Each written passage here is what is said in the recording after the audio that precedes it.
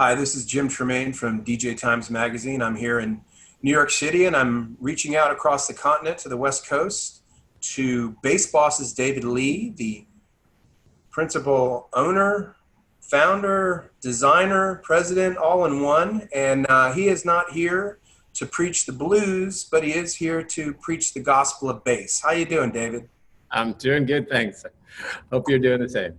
Yes, doing great, relatively speaking, and want to get into how your company has been doing the last few months, given the state of things. What's business been like? What have been your goals? Have you recalibrated things for 2020? Yeah, I mean, obviously, business is severely affected. I mean, most of our customers are in the production and live event business, and so they've been severely hampered, and basically business has come to a standstill from a lot of the installation stuff. Some of it's still progressing. Studio stuff is still progressing slowly, but yeah, we've been significantly slowed down, and we've been sort of sheltering in place, and we've been under some closures and stuff here, but we're soldiering on, and so we feel for the folks who are out there who are stuck with nothing to do. We're keeping ourselves pretty busy with all the things that we've actually taken the opportunity to do during this downtime. Right, and we'll get into some of the range of products that BASSBOSS makes. I wanted to also point out the fact that the company, you moved it from Austin, Texas to Los Angeles a while back. What opportunities afford you in LA that you didn't have in Austin, Texas? I'm imagining some of the musicians are rather different. You have a lot of EDM and urban artists in LA, whereas you're probably not making bass systems for the Jimmy Dale Gilmores of the world, right? Yeah, that was one of the things that sort of contributed to the decision to move here. Obviously, this is a worldwide hub. Every artist of every genre comes through here. There's a lot of studios here. There's a lot of talent here. A lot of studios and production. So when we had come here a couple times in the past, we realized that Austin is a wonderful place to be, but it wasn't the best place for our business. Austin was, the live music capital of the world, they said, but basically a lot of small shows.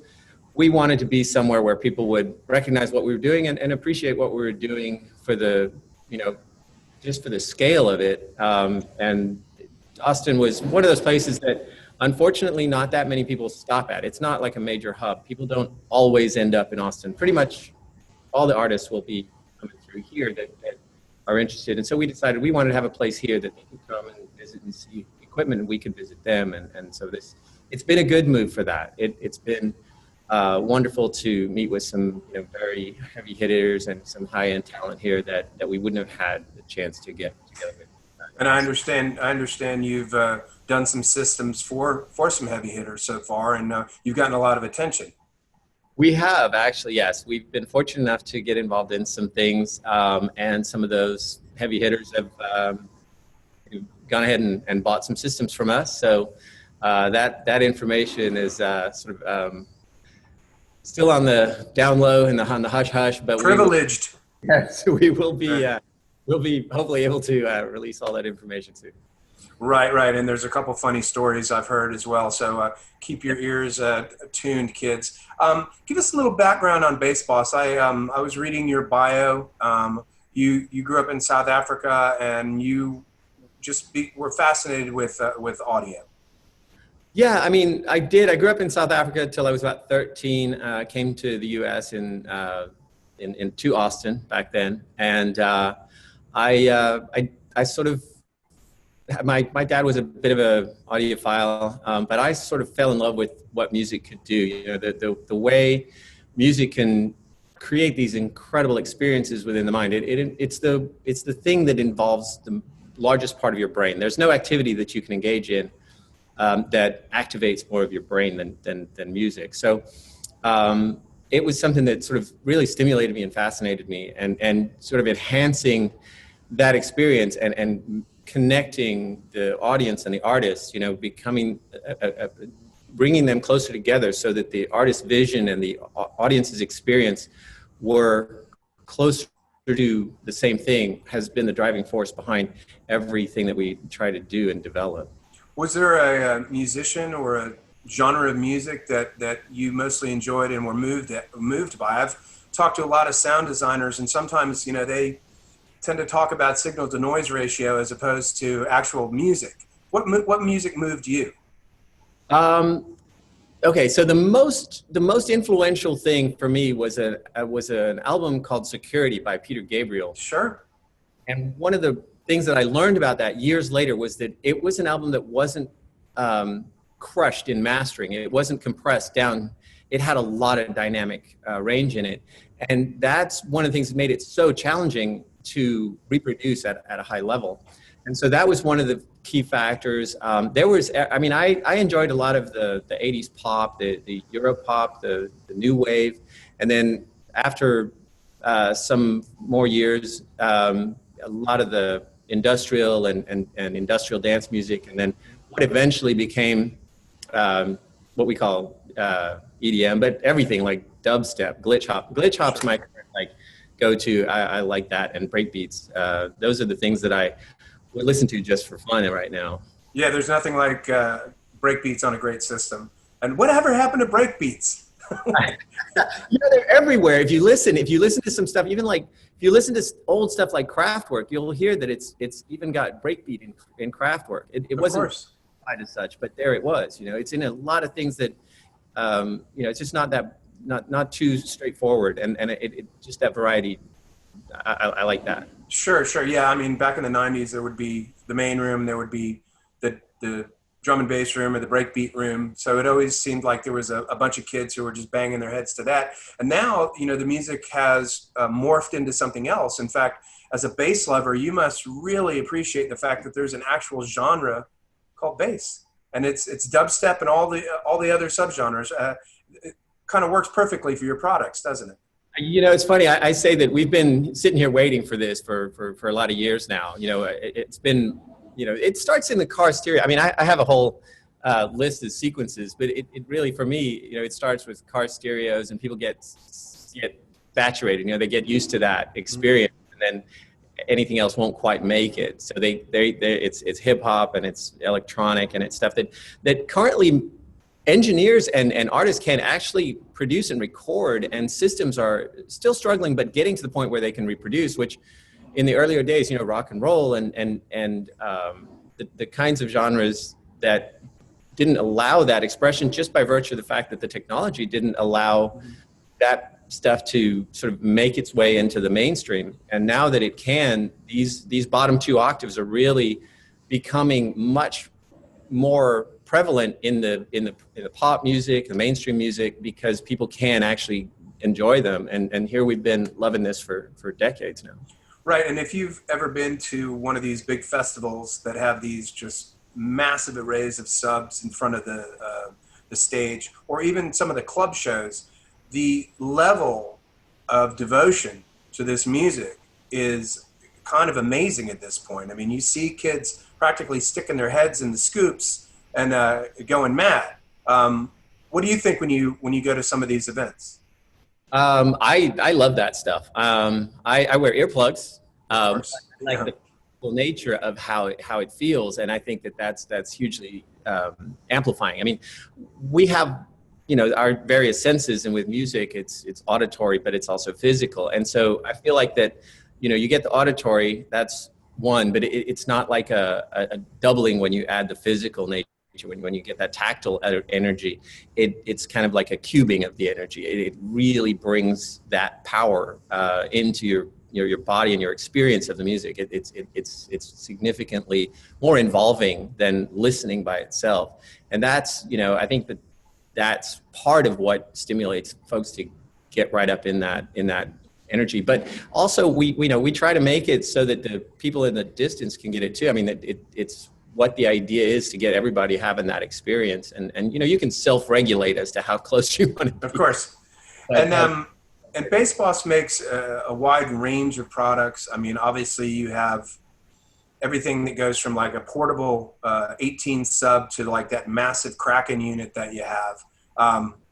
16 grand, kids, you know, save up for that one. But it's, what is it, like 8,000 watts or something? Just Yeah, the regular one for the US 120 volt power is 8,000 watts, and it is quite intense. As far as I know, it's the highest output density per cubic volume that you can put your hands on. yeah, you're not going to be bringing that one to the bar mitzvah, but you do have some units that you bring to DJ Expo and that have gotten a lot of attention there. Let's talk a little bit about portable subs for mobile DJs. The mobile DJ segment is something that you've really discovered, and they've discovered you in the last couple of years. Isn't that right? Yeah, I mean, essentially, the mobile DJ market really has not the folks who really care about what they do and who care about the product that they provide, the service they provide to their customers. They care about the products that they bring to the events, and there really isn't anything that fills their need between the entry level and the very, very high end. So here's us, and we feel like we provide a great value in that space. And these boxes, like this DV12 behind me, was specifically designed to operate on a stick in that environment. It's a box that was designed for the mobile DJ. And a lot of companies that didn't begin in this way, they started with concert level and rock and roll and all that stuff. They don't really, they sort of use this as an afterthought. We do this as our primary, design service is to create products that somebody can use for that purpose, on a pole at an event like a bar mitzvah, like a wedding, and they're purpose built for that market. At events like DJ Expo, when you talk to the DJs, what do you learn from them? We learn that we work very, very hard to try and provide them with products that will do what they need to do, and that they're undervalued. They don't get the respect and the remuneration that they deserve for the jobs that they do. So we recognize that, and we are working hard to provide products within our brand that are going to be able to be more accessible as time goes on. Right, at Expo, when you guys are installing your demo room, I always make a joke that if you have to go to the bathroom, it's because of BASSBOSS, not because of us. You guys really, really put out some thump. Yeah, I mean, what people find is that, thanks, by the way, what people find, by the way, is that people think that they're comparing box to box. And what we like to point out is that if you're a mobile DJ and you're moving furniture, you're moving more boxes, you're not really doing yourself any service. What we try to do is we provide fewer boxes that'll do the job of 2, 3, or 4 of something else that you would have to work harder to provide, and that ultimately would cost more. So that's one of the things that we try to teach our customers, rather than, sorry, that wasn't supposed to, that we try to teach our customers about our products, so that we try to make their jobs easier by letting them do more with less. And so, yeah, that's kind of the part where we're trying to balance those things with the needs of the customer and the ideals of our production ethos. So moving through the end of 20 and into 21, what do we have to look forward to from BASSBOSS? I know that you're also working for studio-related products as well. We have got a very exciting several new products that are coming for the studio market, the home studio, professional studio, from medium. At this point, the medium to large format will be first, and eventually we'll be able to have some smaller ones. The first ones that'll be out will be 8-inch with a 10-inch sub that'll be available for that, and then we'll be having a 12-inch main monitor coming out, and subwoofer for that, and that one's still in development. And then the smaller version of the 8-inch will be out after that. So we've got several of those. We're very excited about those. They're gonna be something to see. If keep your eyes open. So, and for those who are fortunate enough and have enough room to have a discotheque in their basement, they could outfit it with some bass boss bass subs. Yeah, I mean, you don't need that many. Yeah, I was going to say, careful with the neighbors. Yeah, we actually have several customers. I've got customers who've asked for subs and brought our big ZD28s into their living room because nothing else on the market would really satisfy their need. We live in a time now where the hi-fi market's sort of gone away. The home theater market is all about little surround sound speakers, and we want to be able to provide that sort of party and concert environment for people in that room that would otherwise be a home theater, if they wanted to do it that way. And so that's kind of the home aesthetic that I think people will gravitate to. I mean, we can't have everybody out at a festival now. So there's a whole lot of us who go from place to place to place, go into festivals. We love it, but now we can't. So we bring it to our... Hopefully we can turn the corner on that relatively soon, or at least by the end of the year.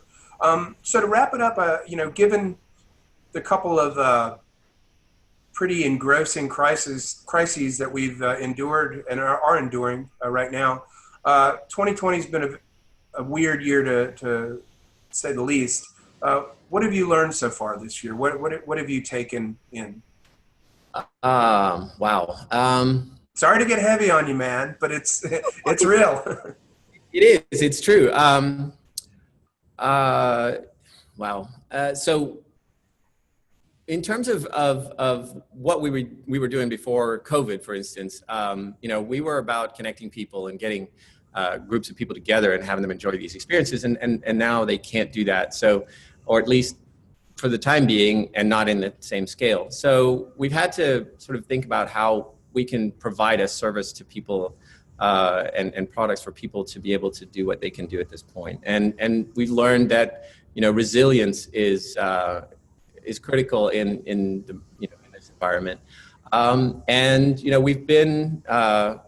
We've been, let's just say, disappointed with the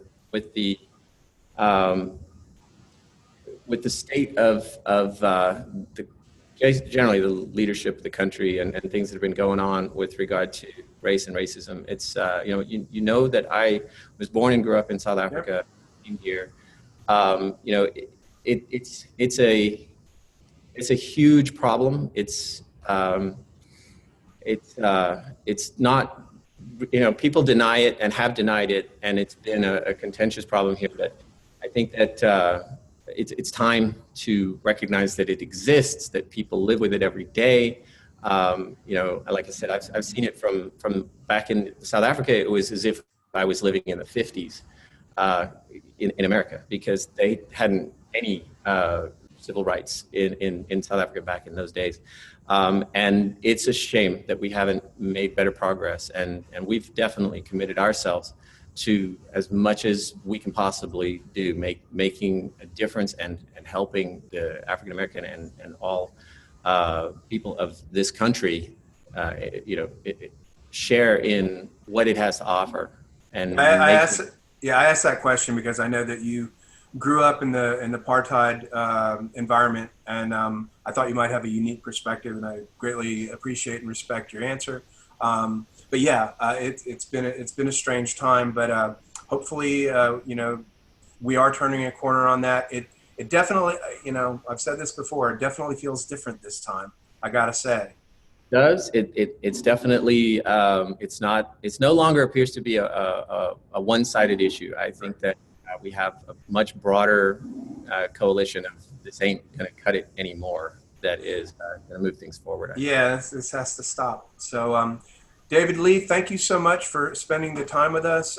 Bass Boss, Bass Freaks, go out there and check out Bass Boss when you get a chance. Hopefully you will see them at DJ Expo when we announce new dates. And thank you very much. Thank you. All right.